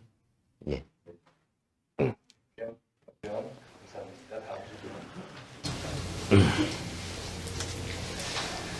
네, 잘 들었습니다. 예비역이 한 사람입니다. 저도 이제 선생님 같이 망명이랄까 탈북 그런 분들의 얘기를 가끔 듣는데, 사실 혼란스러울 때가 많습니다. 무슨 얘기냐면, 그러니까 이 시민단체, 비공식단체들 어쨌든 갔다 와서 가보니까 그런데 사는 데더라. 다 대우도 잘 받고 친절하게 대해주고, 이런 말을 들을 적에 남쪽에서 어떤 사람이 가면 거기는 이제 조직화되기 때문에 이렇게 이런 사람이 오니까 이렇게 잘 대해줘라, 또는 어떻게 해라, 그런 조직으로서의 어떤 그런 것이 작용하는지, 그 첫째 질문입니다. 그 다음 두 번째는 이제 돌아가셨습니다만 황장엽 선생님이 말씀하셨는데, 예를 들어서 우리 정부 중요 회의 자료가 뒤날 그 당시 이제 김정일 책상 위에 딱 올려진다. 그런 얘기를 들었습니다. 그래서 어떤 수단을 쓰든 오늘날도 뭐 마찬가지라고 더 할 수도 있는데 그에 대해서 아는 바. 그다음 세 번째는 오래된 얘기입니다만은 68년도에 지금 김신조 목사님 활동 살아계신데 31명이 왔는데 한 명이 넘어가서 나중에 김대중 정부 때 우리가 북적하고 잘 하면서 버섯 갖고 비행기 실어 온 사람 대장이 박재경 대장으로서 그때 넘어갔던 사람이다. 뭐 이런 것이 그때 나돌기도 했어요. 그 외에 또 96년도에 강릉 잠수함 침투 때 26명이 상륙했다 그러는데 마지막에 이게 한 명이 오리무중이 됐어요. 그래서 정확한 결론이 안 난 상태에서 그냥 25명이라는 것으로 이제 끝났는데, 그런 것에 대해서 혹시 아는 바 있으면 또 얘기하기 곤란하려면 뭐 답변 안 해도 되겠습니다. 이상입니다. 예. 분단 역사에 이제 우리 대한민국이 북한보다 절대적으로 상승적 위치를 차지하고 우월성을 나타내면서 간 시기가 80년대 중말 시기로부터 시작됩니다. 그때부터는 확연하게 북한이 이제 대한민국보다 정치적으로도 쇠퇴하게 되고 경제적으로도 대비할 바 없이 쇠퇴하게 되죠. 그는 원인이 두 가지가 있어요. 동구권이 넘어지고 북한에서는 그 후계자라는 정치적 구도가 생기면서 이제 그렇게 되죠. 종합적으로는 사회주의 멸망에 기초한다고 말하는 것이 가장 합당할 것 같습니다. 왜 이런 말을 하는가 하면 남북 분단의 역사는 오늘까지 거의 80년이라는 세월이 흘러요. 우리가 잊지 말아야 할 것은 가장 핵심적인 것은 세대적 교체가 이루어졌다. 이걸 우리 국민들은 잊어서는 안 됩니다. 절대로 안 됩니다. 그래서 제가 처음에 여기 젊은 대학생 청년들이 트루스 포럼에 망라돼서 자유민주주의, 자유시장 경제 체제를 옹호하고 활동한다는 데 대해서 감동을 받았다고 한 말입니다. 이렇게 세대적 교체가 이루어졌어요.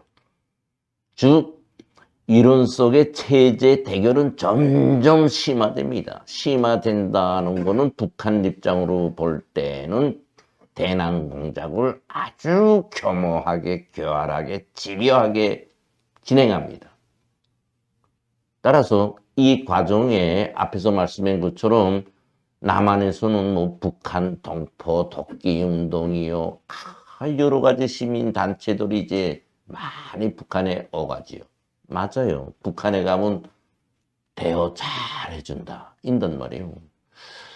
저도 이제 뭐 공개적으로 말하기는 그렇지만은 많은 한국의 이러저러한 사람들, 단체들 많이 이제 접했어요. 하고 북한으로 대불도도 가고 간첩 임무도 주고 그런 사람이에요.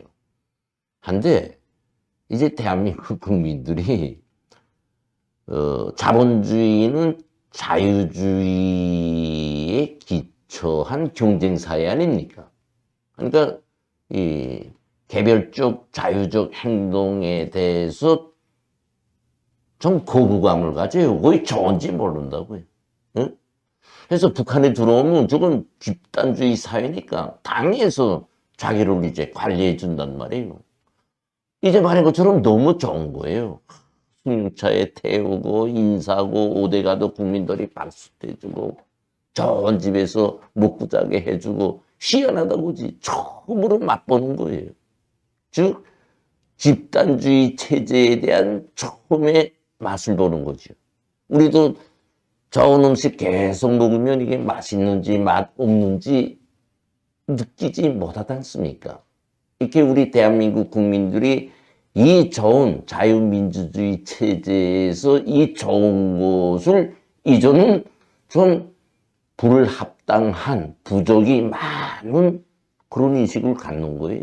북한에서 가보니까 아주 단순하고 깨끗하고 사람들 내의가 좋고 응? 그러니까 이제 같은 말 한단 말이야. 아, 북에 가보니까 뭐 잘해주고 좋은데 왜 응? 이제처럼 응? 나쁘다고 기는데 이해가 안 된다고. 충분히 이해됩니다. 그것은 뭐냐?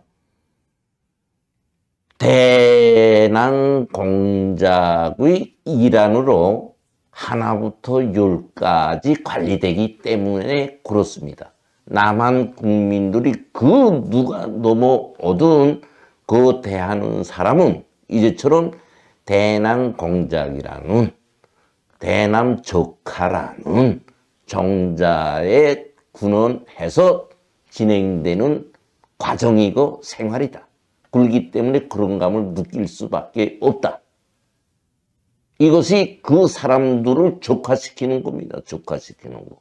이런 걸 우리 국민들이 알고 후에 북한에 가도 그런 정자는 잊어먹지 말고 자기 사업을 해야 된다. 그런 충고를 드리고요. 그 다음에 우리 대한민국의 정보는요, 최소한 80%는 북에 다 넘어가 있어요. 네. 왜 그렇게 되는가 하면요, 우리 남한 정치의 그 분위기상 어디론가 하면 좌파와 우파라는, 진보와 보수라는 이 대결 속에 이제 생존돼 오지 않습니까? 그러니까 어느 정부가 서는가에 따라서 대북 정책의 계승성은 계속 없어지고 변화합니다. 그러나 북한은 시종일관하게 대남 정책을 추구하고 있죠. 다시 말해서 내용적으로는 변함없이 꾸준히 차곡차곡 정보 첩보 자료가 해당 기관에 쌓여지고 있어요. 하면 그 정보 수집은 직파 간첩, 흡수된 간첩, 동조된 대한민국 분에 의해서 휴먼트 정보로 접수되는 것이 있고요. 두 번째로는 우리는 자유민주주의 체제라는 속에 언론의 자유, 표현의 자유, 그 다음에 우리가 또 잘 먹고 잘 살려면 자기 두각을 내야 되잖아요. 그러니까 거침없이 진짜든 가짜든 본이든 본이 아니게든 많은 정보들이 생산돼서 돌아가고 있죠. 이걸 싹 걷어내면 정자가 잡히는 거지. 그러니까 플ю스 미니스 다 합해가지고 분석하면요, 핵심 자료가 나옵니다. 그래서 80% 정도는 비밀이 북한에 다 가 있어요. 그 다음에 인물 자료까지도 갔습니다. 문재인이 저 북한에 있죠. 응? 뭐 생못하고도 굴지 않습니까?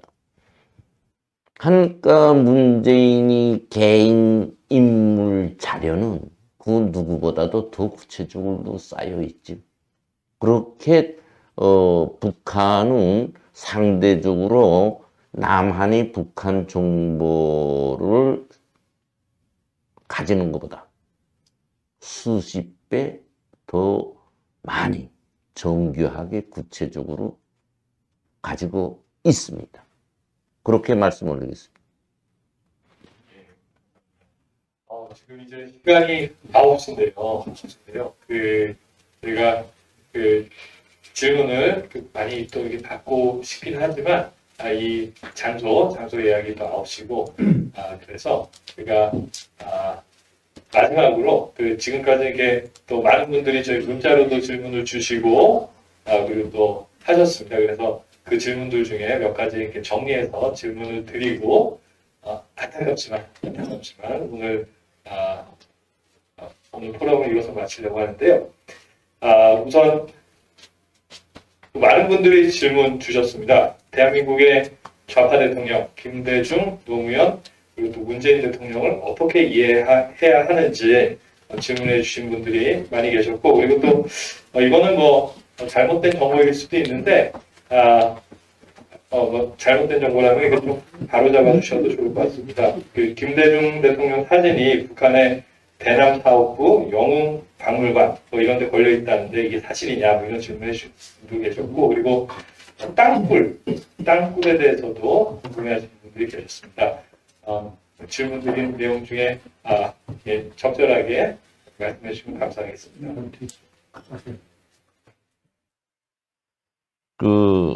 이제 그 질문에는 일문일답으로 하기는 그렇고요. 이제 영관에 있다고 보면 고지이고요. 오늘 좀 죄송합니다. 왜 죄송하다고 말씀 올리는가 하면 대체로 제기되는 질문에 제가 답변하는 게 좀 부정적인 답변이 많아가지고 좀 죄송스럽는데, 그러나 우리는 여기서 새 것을 배우고 새 것을 알려야 됩니다. 그런 의미에서 제가 정확히 말하는 것입니다. 저는 뭐 언론에 떠도는 말, 응? 그 다음에 누구처럼 자기 얼굴을 나타내기 위해서 하는 말, 그런 말 가장 싫어합니다. 제가 말하는 것은 팩트예요. 사실에 기초한 말입니다. 그렇게만 이해해 주시면 좋겠고요.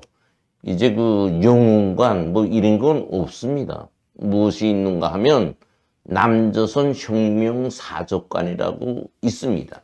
여기는 비공개 사적관이에요. 여기는 일반 사람들은 들어갈 수 없습니다. 당중앙위원회 일꾼들도 못 들어갑니다. 딱 정보기관 사람들만 들어가게 돼 있어요. 근데 이제 그 김대중이 영웅이라고 했다는 거는 고지입니다. 그런 데는 이랬든 저랬든 남한의 대통령을 공식적으로 영웅이라고 걸어놓지 않아요. 그게 북한이 그 한심한 그런 정보 관리를 하고 있지 않죠. 그러니까 그런 데서 우리가 빨리 해방돼야 된다. 우리 젊은이들 정말 빨리 해방돼서 옳은 시견을 가지고 북한을 들여다 볼 때 우리는 자유 통일이라는 힘든 거지를 점령할 수 있습니다. 그렇게 말씀을 드리겠습니다.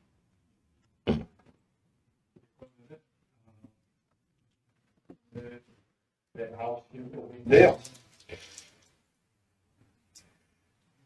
제가 마무리 정리하려고 하고 마치도록 하겠습니다. 여러분들 그 북한 인권 조사위원회라는 것이 유엔 산하에 있었습니다. 혹시 아시나요? 네, 젊은 분들 혹시 아세요? 네, 그 트루스포럼에서 스터디를 하고 하는데요. 북한에서 이제 탈북하신 분들의 증언이나 이런 것들이 너무 참혹한 내용들이 많다 보니까 유엔 차원에서 공식적으로 이걸 조사를 했습니다. 조사해서 발표한 것이 유엔 북한인권조사위원회 보고서라는 것입니다. 이게 2014년도에 그 보고서가 나왔고 이것을 유엔에서도 이렇게 채택을 했는데요. 그런데 그 보고서의 결론이 이겁니다. 북한에서는 인륜에 반하는 극악무도한 범죄, 이것을 우리는 반인도 범죄라고 하는데, 반인도 범죄가 북한 정권에 의해서 조직적이고 체계적으로 북한의 전 지역에서 자행되고 있다. 북한에서 발생하고 있는 인권 침해 참사는 세계 어디에도 유례가 없는 것이다. 그리고 우리는 이러한 국가 시스템을 전체주의 국가라고 한다. 이것이 유엔 북한 인권조사위원회 보고서의 결론이었습니다. 우리가 북한 주민들의 그 참혹한 실상, 이것을 잊어서는 정말 안 되겠습니다. 정말 안 되겠고, 그리고 또 이승만 대통령께서 휴전협정 체결되는 날 이렇게 말씀하셨습니다.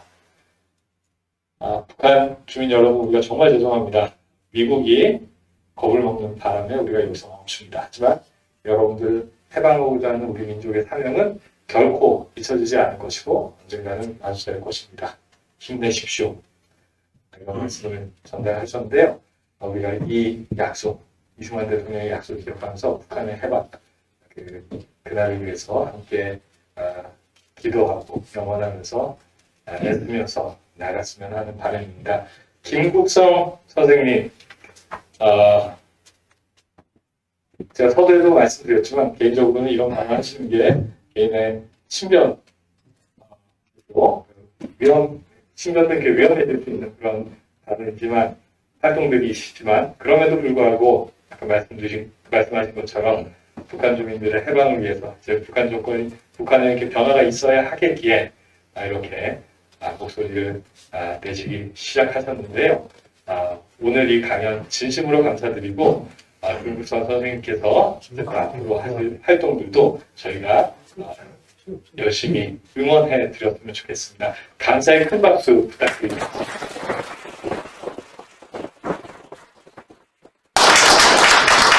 마지막으로 해주실 말씀 있으시면 부탁드리겠습니다. 오늘 귀중한 시간을 내 가지고 저와 함께한 여러분께 다시 한번 뜨거운 감사를 올립니다. 오늘 제가 말한 정자는 우리 한반도의 주인은 대한민국이다. 북한이 아니고 철저한 주인의 자세를 가지고 중심 사상적으로 북한한테 이겨야 되겠다는 게 정자입니다. 네.